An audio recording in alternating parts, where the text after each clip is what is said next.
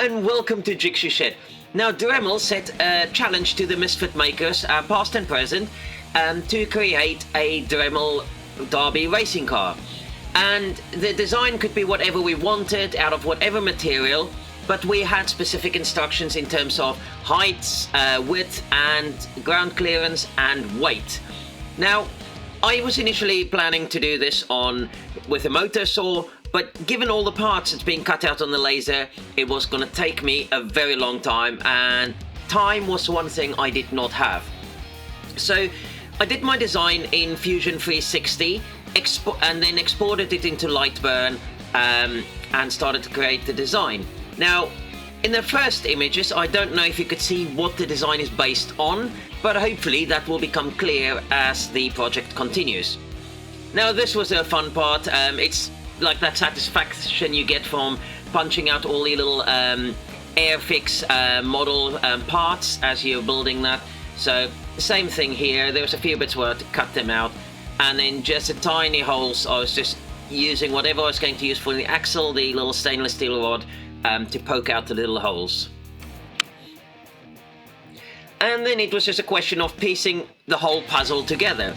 Obviously, there's so many pieces there. I should probably have labeled them with the laser printer or in my design, and then engraved with the laser printer to know what goes where, but I didn't, so it took a while sorting it all out and then starting to piece it together using O3 adhesives, and the accelerator worked really well in speeding up this process. Now, these are the wheel arches that has to be built up, and I realized I didn't know which bit goes where at this point. I could have gone back to the design and looked, but hey ho, what's the fun in doing that when you can just spend some time figuring it all out? So obviously gluing all the various parts together at this point, not completing the whole assembly as I'm going to color it, as you will see shortly, and each section that needed a different color needed to be kept separate until all that was done.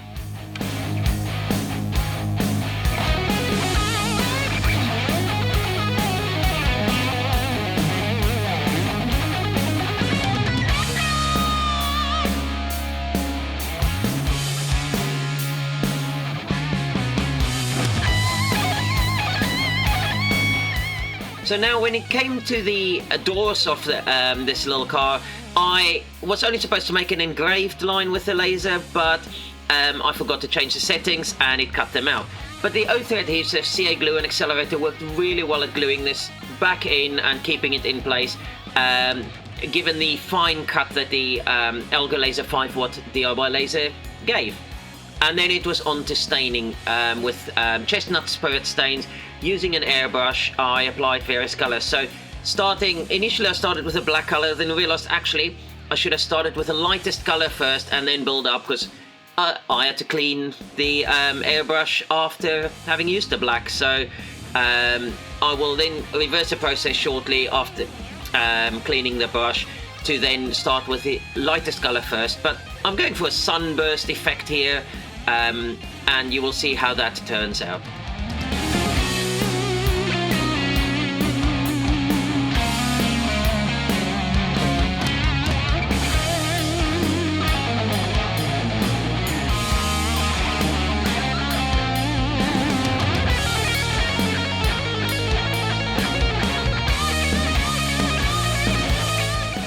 Now, I was originally going for a bit of a Mad Max theme when I started designing this, but the only real thing that remained of that were the little saw blade hubcaps that will be going on the wheels later.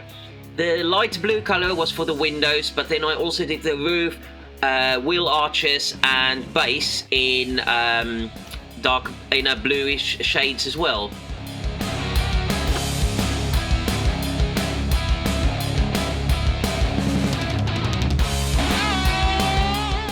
Now was the time to start gluing in the windows. I could have made them a little bit bigger because they were very close fitting on the edges. And obviously once the glue caught, it held quite well. So couldn't make a mistake with that.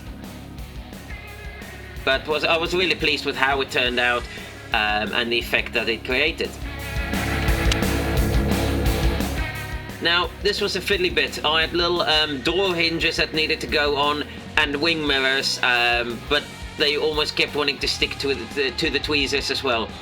On the my temporary workbench, you can see I put some masking tape down, and that was just to hold the pieces down as I started airbrushing them, because I wanted to keep blowing away.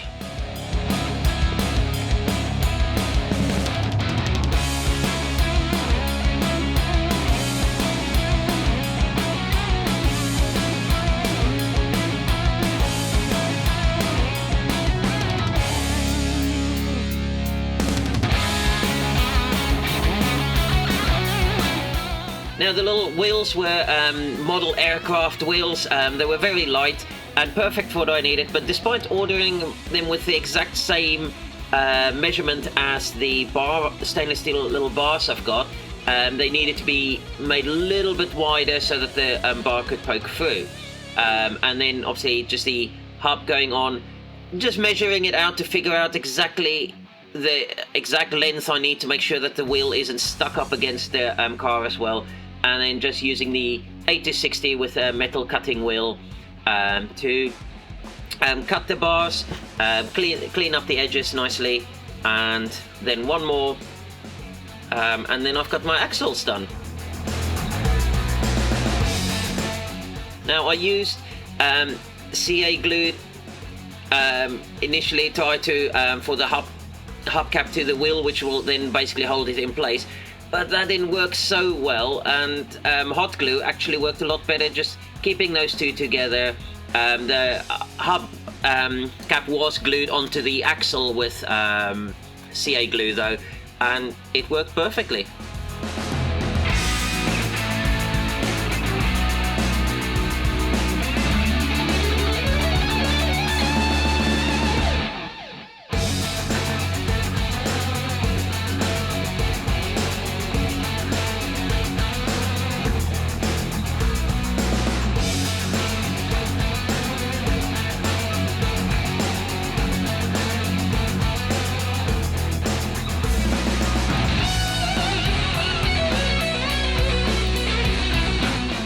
So with most of the assembly done, it was time to start adding accessories. So for this, I raided my offcut bin and found this piece of oak and started to turn a spare wheel for the car. Mainly using my skew chisel, but I did also use my spindle gouge to separate the wheel or the tire from the hub itself. And then shortly you will see also me using my Dremel 8260 to punch out the spokes of the hub.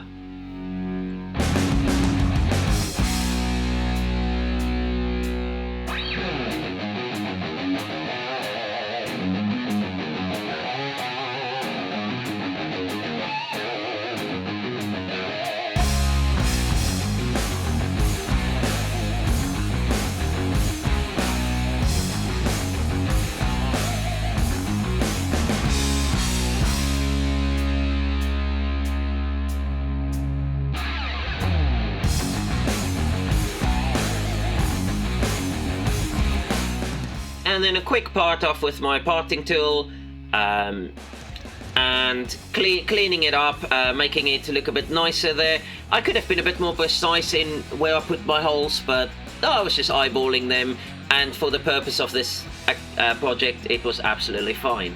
And then just using acrylic paint markers to color the tire, and that worked really well for this. Now the hub I was going to keep as they are. And then again, a bit of O3 adhesives on the back. Needed to just get some accelerator on there as well, and it helped really well. Now back to the lathe again, turning a bit more from that piece of oak, and this time it's to create the headlights. So just a very quick simple turn, quick sand down, and then a parting off twice to get what I needed.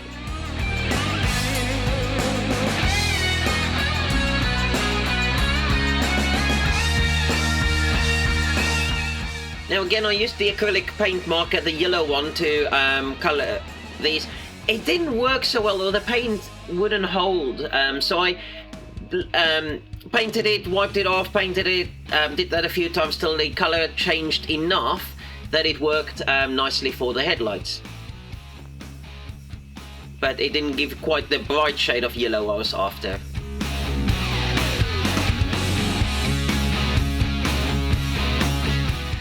So this little car came to about 50 grams. Now our maximum allowed weight was 250 grams, and as the track was gravity fed, I needed to get some weight into this little car. So back to raiding the offcut bin, found some dense pieces of wood, popped them in, and this actually gave a very nice stable weight to the little car, because all the weight was at the bottom near the wheels, and yeah, this worked perfectly.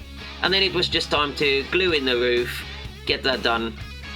And then I did about 4 coats of lacquer over the top of this, but then I realized at the end that I had the measurements wrong on my axle guards, and I think it was 0.8 of a centimeter clearance, so 8 mil of ground clearance. It should have been no less than 1 centimeter ground clearance, so I had to cut it away and remake it basically. But yeah, it all worked, and absolutely perfect after that.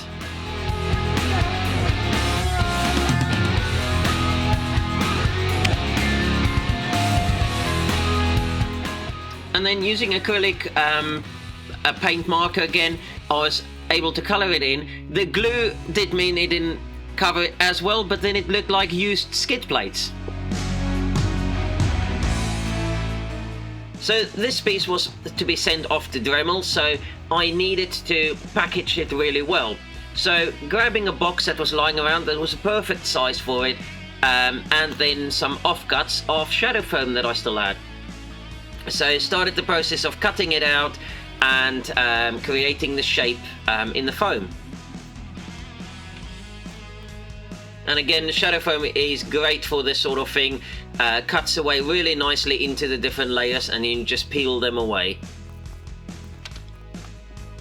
And there you can see the shape of the car starting to come in. I had to make certain areas a little bit deeper than others, but all worked great.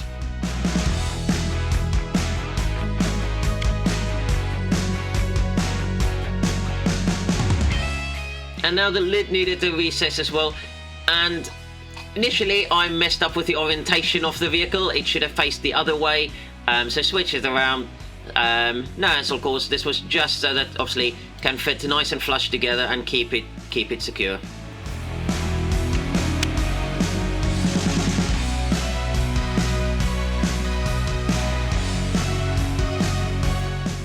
And then just cutting the lid to the right size for the box, and that fits in really nicely. And then I could start doing some detailing on the top of the lid. So once you remove it, Dremel Derby will be written in blue, or carved in blue, and then lift the lid and there's the car. Now I did go for the little registered sign there as well, but didn't end up pulling it out because it was so tiny and wouldn't have actually looked good at all with that.